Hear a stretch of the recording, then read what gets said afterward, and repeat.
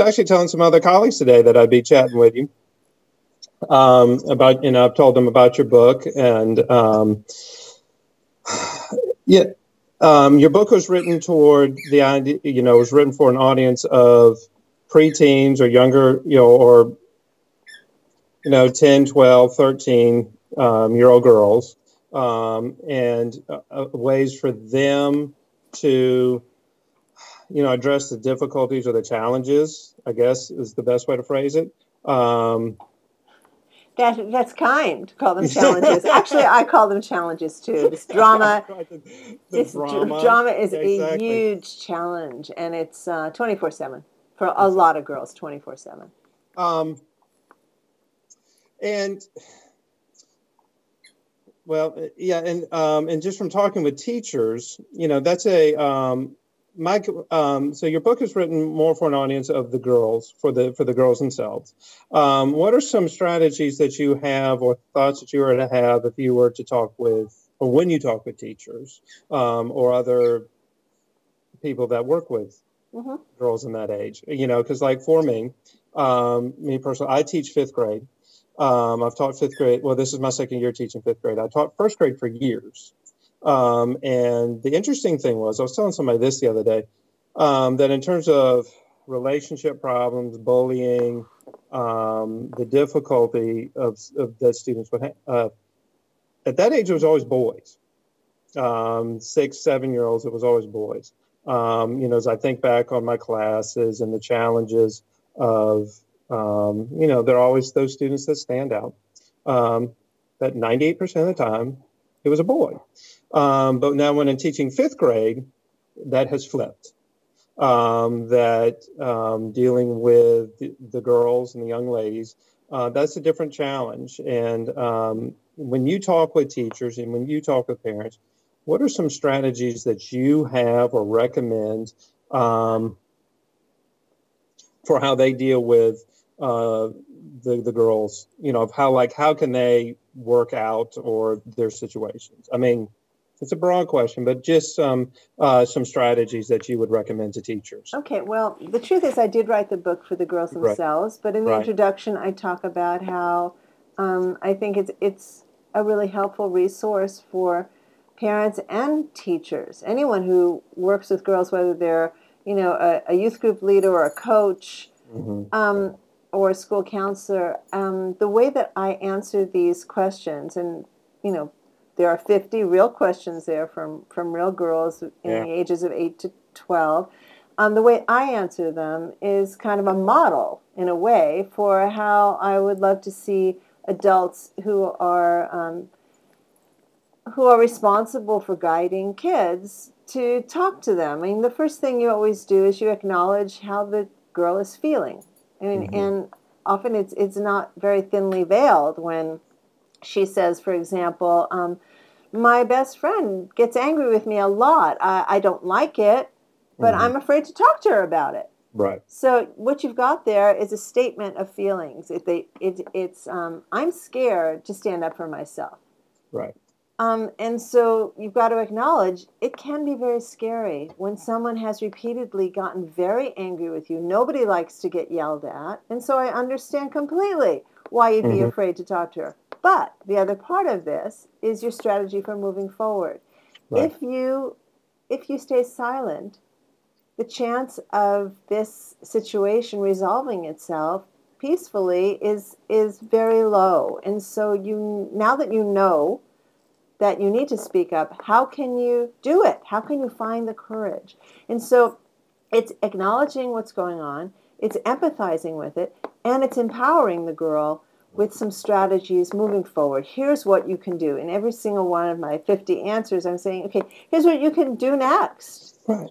And that's, the short answer to your question is that's really the strategy. The strategy is to really tune in, to make yourself be a very safe person for the girls to talk to about what's going on, and to empower her by saying, okay, you can't control her anger.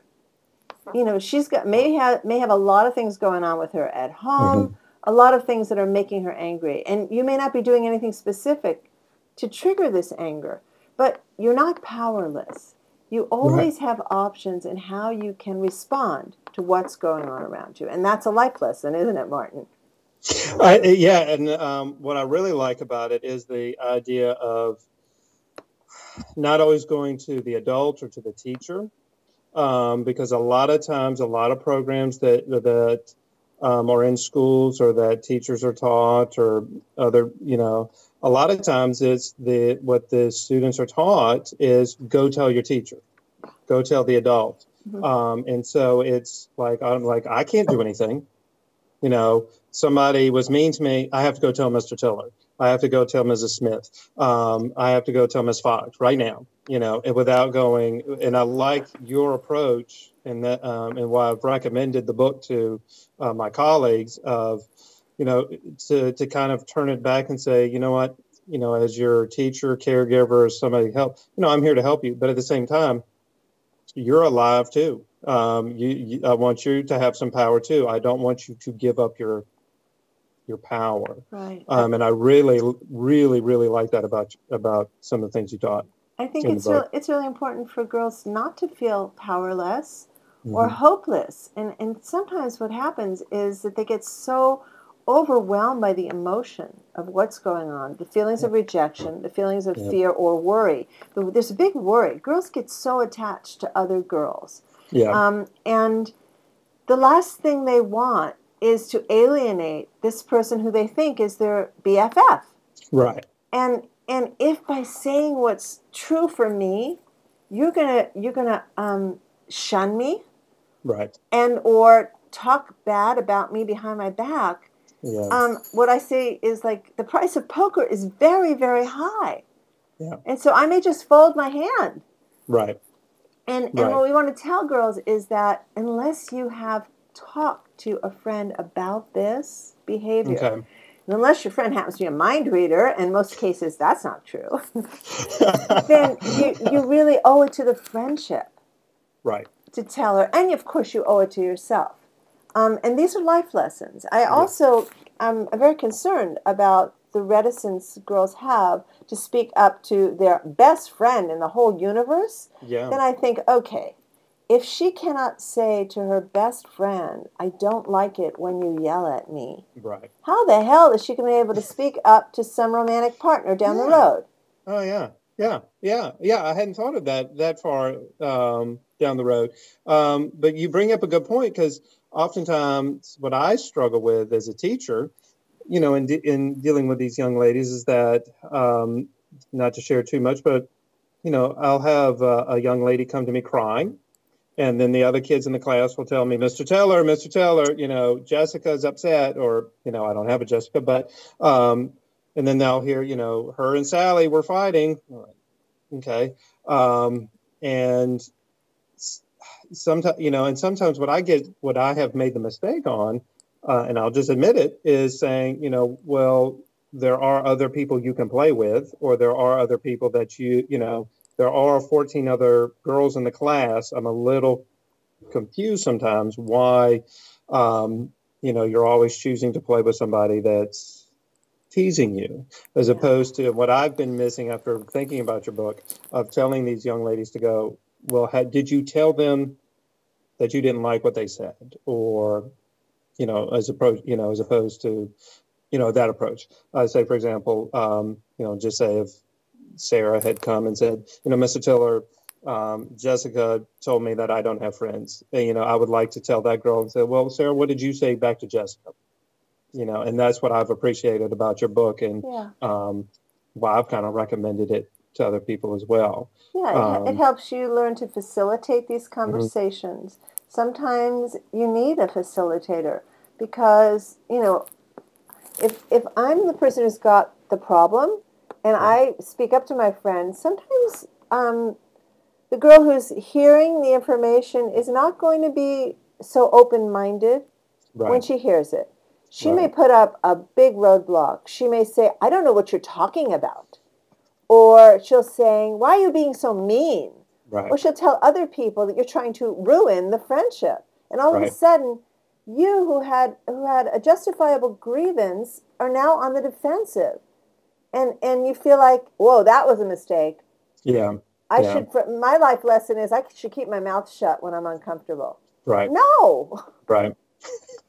not a good Right. thing. Not a good Right. thing. And so we need we need education on both sides of this. We need the girls who are feeling vulnerable to be empowered to speak up, but we also need the girls who have the power in the relationship to learn how to calm down Yeah. and to stand down so that Yeah. they know how to be a safe person on the other side. You know, communication's a two-way street. So Yeah. is a friendship. And Right. and if the girl who is hearing this information puts up a roadblock, she's not being a very good friend. Yeah. I like that. I like that. And it's hard. Um, It's yeah, hard. it is. And Nobody likes to hear stuff about us, you know. Uh, I don't know if you're married or not, but you know, I am. I my am. husband says to me, you know, here's something that you did that I didn't really like. It's like, wait a minute.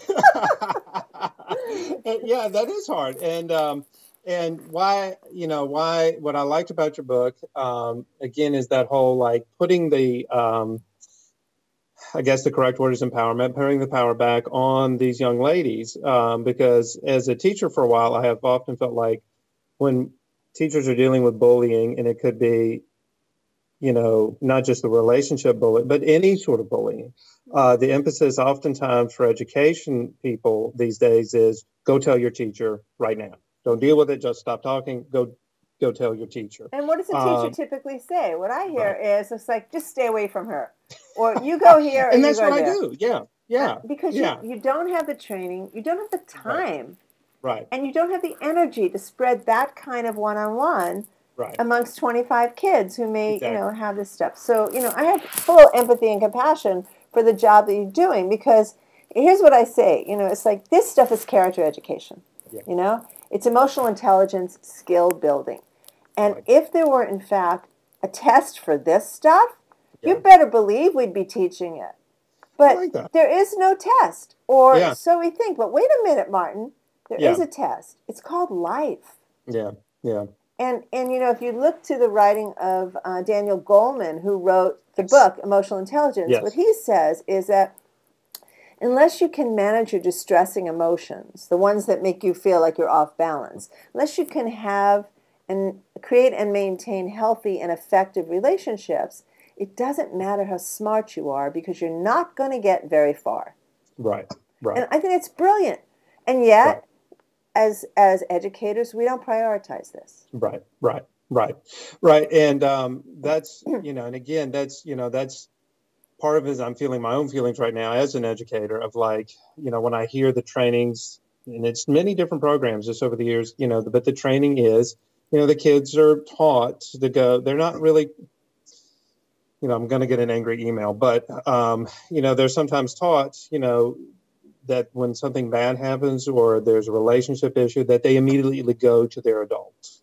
They go to the bus driver, they go to their parents, they go to their teacher, and just ignore the other person, their best way. And so that's what I appreciate about your work and about the book, and why I've recommended it to my colleagues, at least, on my hallway, because as I told them about that, I'd be chatting with you about that whole idea that the young ladies, the girls, have to start owning it a little bit more, and just because a self-respect thing too, and as you're saying, an emotional intelligence, kind of way to teach them that as they're moving into middle school, that it's going to get even harder. It is. Over the next couple of years as well. And yet there are situations where a girl has used her power. She has tried repeatedly to communicate effectively to someone who is treating her badly, and all she's getting is a dead end.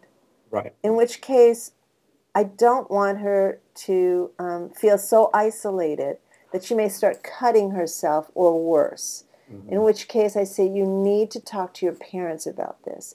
They need to have a meeting with the teacher, the principal, right. or the counselor, and the parents of the other children involved. I got an email just recently about a girl. I think she's probably a freshman in high school. And she was with this boy for maybe a month, yeah. And he dumped her. Mm-hmm. And he went back to his ex-girlfriend, which is like, okay, not a big deal, except this ex-girlfriend was a senior in high school and somehow felt threatened by this 14-year-old who had been, at least for a Yeah. short time with Yeah. her boyfriend. She Right. tried to repeatedly run her down in the parking lot with Oh her my car. goodness. Talk about Whew. harassment. Yeah. Talk about harassment. While the boy, Prince that he was, chuckled. He thought that was like super funny. Super funny. Okay, so with my Mm. encouragement, the girl talked to her parents and they had a meeting, thank goodness, with the school. At first, the principal said, "We don't have enough evidence of this." I said, Oh "Excuse me, my. wait a minute. Was there no one in the parking lot?"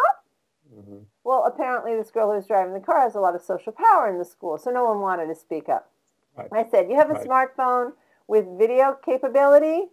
Mm-hmm. Keep it with you." Because the girl was also harassing her in the halls. Right. So she did, and she brought this evidence to the school. The school got a restraining. They got a restraining order on this older girl. I mean, it I think the message on both Yeah. sides is yes, use Right. all means that you can to be heard. Because the truth is that there are adults in charge of the school. Mm-hmm. And it is their ethical and moral responsibility, not to mention their legal responsibility, to Yeah. keep school a safe and accepting place for all students all the time. Right. And so Right. if you as a 14-year-old or as a 10-year-old can't do it on your own, please hold the school accountable. It's their job. Right. Right. I like that. I like that. I like that. And so, As you can see, I get a little bit emotional about this well, and it's, because the kids write to me and they're so upset. and yeah, and you definitely see probably a lot wider range. Well, you do. You would see a lot wider range of schools than I would see. I work in Title I schools, a lot of free and reduced lunch situations in the school that I teach in, and teaching in the younger grades. Obviously, I wouldn't, the students I work with aren't driving, or at least not legally, and so it's a different, so you're seeing a lot wider range. I would have never thought of a situation like that. I mean, that's insane. And you had brought up Daniel Goleman and his work. It's almost like we're not teaching enough emotional intelligence just all around. We're not. And it's emotional intelligence for the 18-year-old that was doing the driving to not be so upset that, hey, my boyfriend used to date a 14-year-old, or the emotional intelligence of the administration to say, you know what, yes, this is an 18-year-old girl that apparently has well-connected people in her family, or however it works.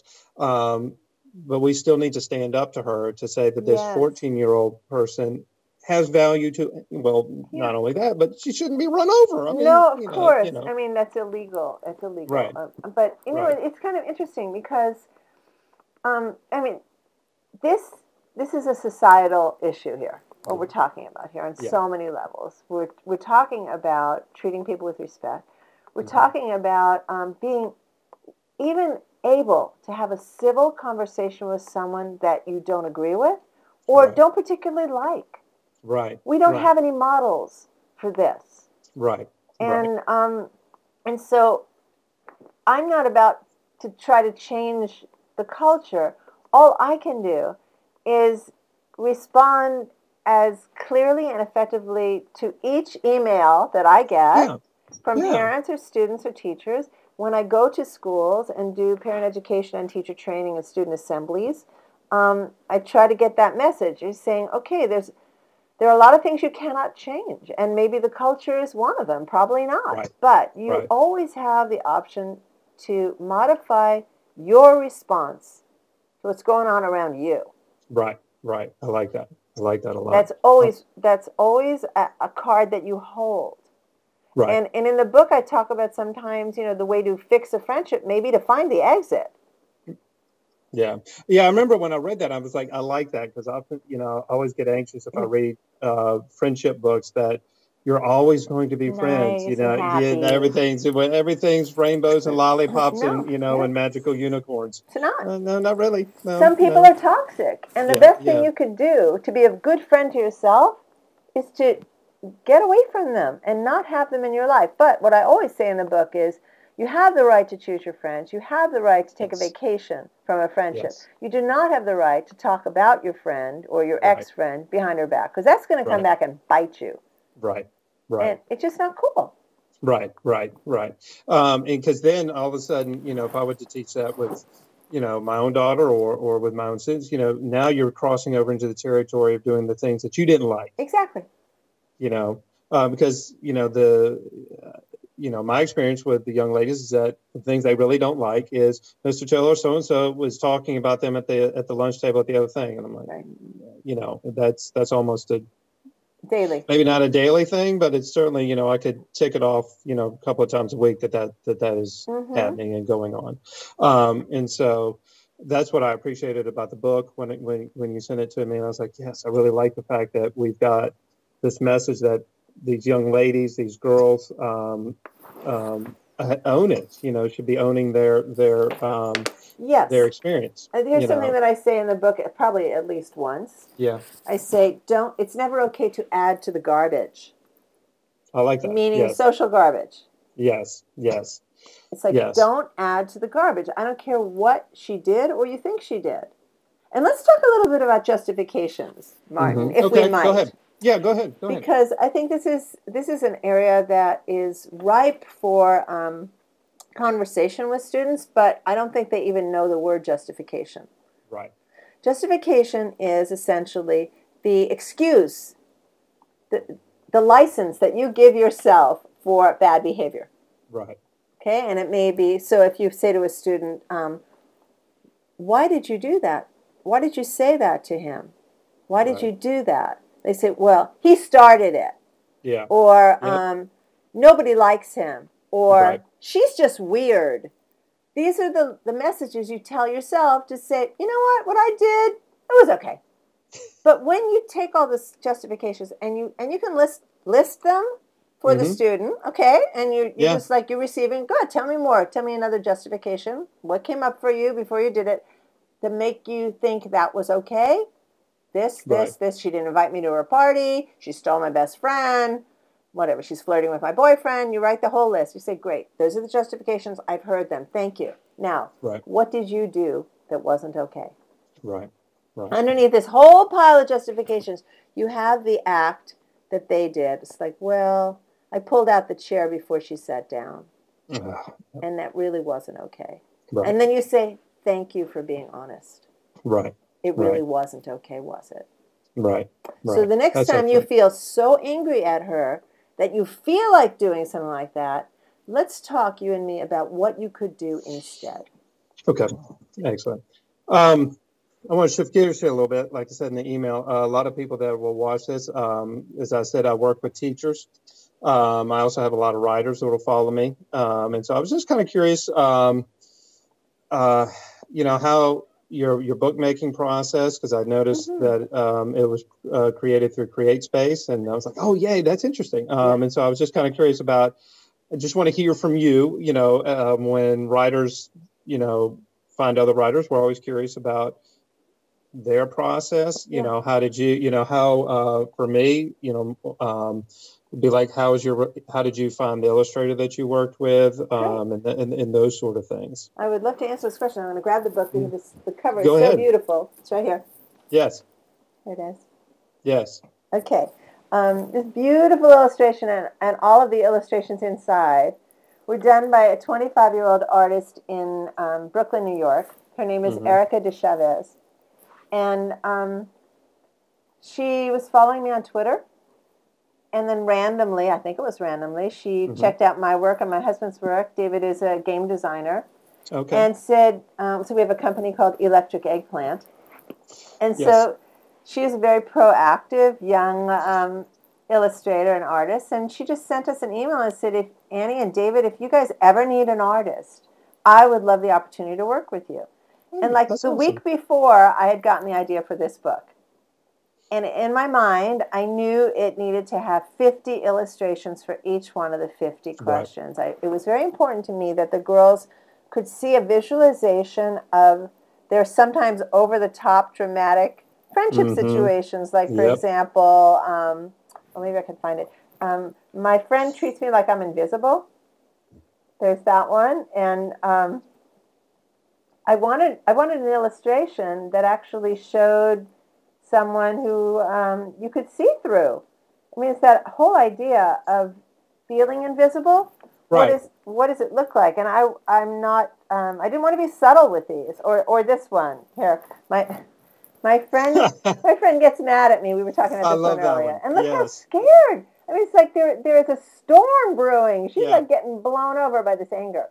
So I connected with Erica. I responded to her email. I said, hey, I've got this girl's book project I'm doing, and I need an illustrator. I loved that she was young enough to not be so far away from high school that she could totally relate to these questions. And we had so much fun brainstorming on the phone weekly. Every time I picked a new batch of questions that I was going to use, and I said, okay, what are your ideas for this one? And it was great. It was just really great. So illustrator in place. I have self-published books before. I have a parenting book called Teaching Kids to Be Good People. And so through Electric Eggplant, we have gone down the road of Create Space and getting your own ISBN numbers and doing the kind of file formatting that you need to do to make the book look beautiful. Yeah. And so this one, it was like, okay, well, actually, because you've got writer friends who listen here, I'll tell you the other part of the story is I didn't initially want to self-publish. I really wanted to find a large publisher, as we all do. Understood. Yeah, exactly. Thinking, okay, because I know that the marketing part of it is a huge part of it. We all think, okay, if I could just get this book done, then my troubles are over. But no, actually, the marketing part is endless. Yes. And so I sent out some query letters to agents, very quickly got one, a wonderful woman, and she loved the book. And she has a 12 or 13-year-old granddaughter who happened to be visiting when I sent the manuscript, and her granddaughter loved it, and it was like, okay, great. So she worked with me for about 9 months and went to all the big publishers and then the second-tier publishers. And everyone said, oh, this is wonderful. Girls really need this, but we don't want to publish it. It was like the most encouraging rejections you ever saw. But I thought, okay, after a while, I thought, okay, this book is good. I've got the confidence in it. I know that it meets a need and that the language is accessible. Yes. And so I'm not going to wait any longer for some publisher somewhere. I'm going to take the reins because I'm talking about empowerment here. It's like, okay, what are my choices here? My choices are, we can self-publish. Yes. So we went down that road again. And it's true, the marketing is endless, but I'm working with a publicist now. And so there are ways that you could kind of make up for what you may not have if you've got a mainstream publisher with you. And the truth is these days, mainstream publishers expect that what you will bring to the package is not only your wonderful manuscript, but your social media network and your energy to promote. Right. Yep. So, and it almost, from what I've heard from other authors that have done bigger than me is that, once you reach that point, you're like, well, what do I need to, Exactly. You know what the split is with the publisher? Yeah. You get maybe 10%, they get 90%. Yes. I'd much rather get 100% of my work. Exactly. And so, because I've had, what I wanted to, I love the fact before I didn't know that about your illustrator. I love the fact of what she did. That she reached out to you, that you guys connected. And I'm like, that is emotional intelligence just personified right there. And you guys went out and created something. Yeah. And I just, man, that's just awesome. I love that because I wasn't sure if like if you had done, like looked out on Elance or found her, but I love the fact that it's just a wonderful story. Yeah. That she went and reached out to you. So you almost what I would these thoughts are coming off the top of my head. You could almost come up with like a second part to your book and explain her story and say, girls, here's a way of showing self-confidence and making, connections, and of how the 21st century works. It finally kicked in. It's kicked. You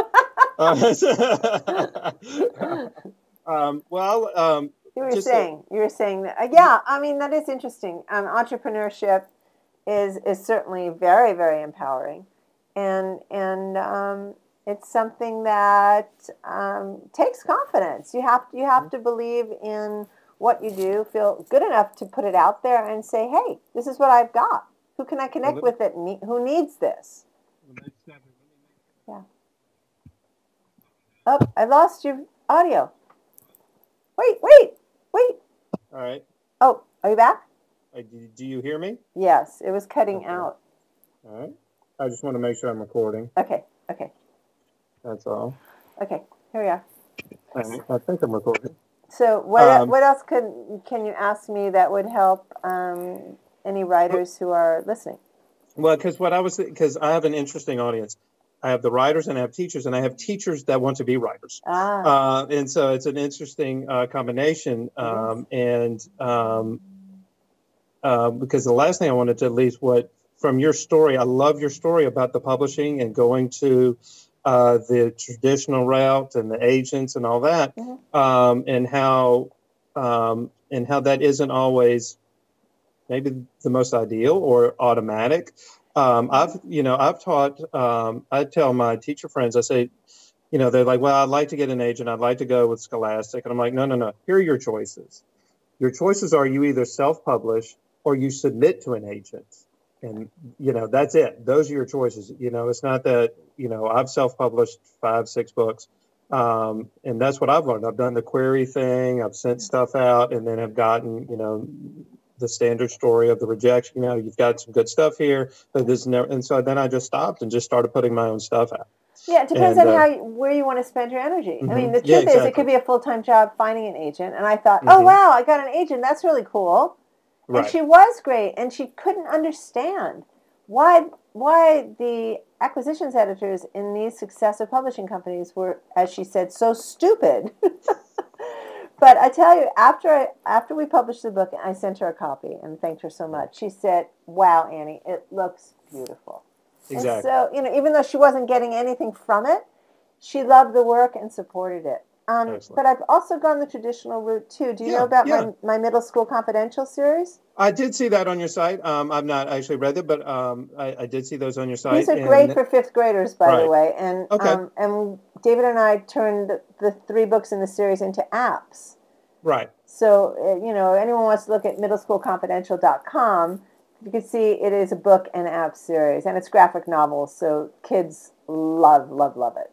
I will definitely make a link to that in my sites too. Yeah, you should. There's also a free leader's guide for teachers who want to use the content in some kind of group problem-solving way, project-based learning experiences, all in the area of emotional intelligence and character building. But in that case, Free Spirit is my publisher, and I got to them without an agent. And so, there is no one path that says this is the way to do it. You need to have persistence, but I think you won't be persistent if you don't feel confident.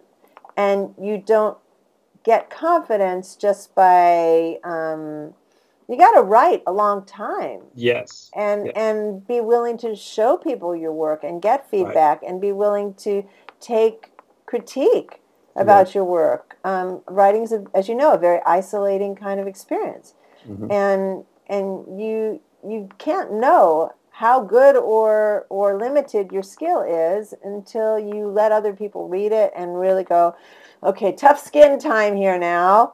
I want you to, yes, be very honest with me. What does this need? So make sure you have an inner circle of maybe other writers or at I like least that. avid readers who love you, but will give you the tough love that you need. And if you receive critique that just does not resonate with you, that's okay too. Yeah. You know, it's like, you know, you've got a valid point here, but doesn't really feel accurate to me. So you take what you can. Well, I want to thank. And I want to thank you for your time. I'm looking at the clock. I got to go pick my daughter up. But it has just been awesome to talk to you. And I did not make that connection with before with your husband and Lucasfilm. So I will call you back later, or and ask you some questions on Twitter. I find that fun. I've got one other thing I want to say before you rush off. Ahead. Do you see these colored cards on the door behind me?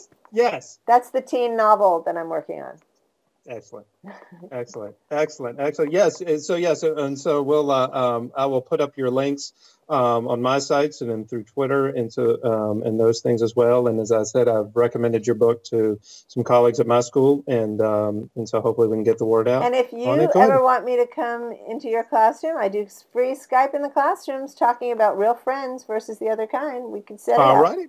I will definitely be. I will definitely check that out. Annie. Thank you. I appreciate your help. Thanks, Martin. You have a good afternoon. Happy holidays. Bye-bye.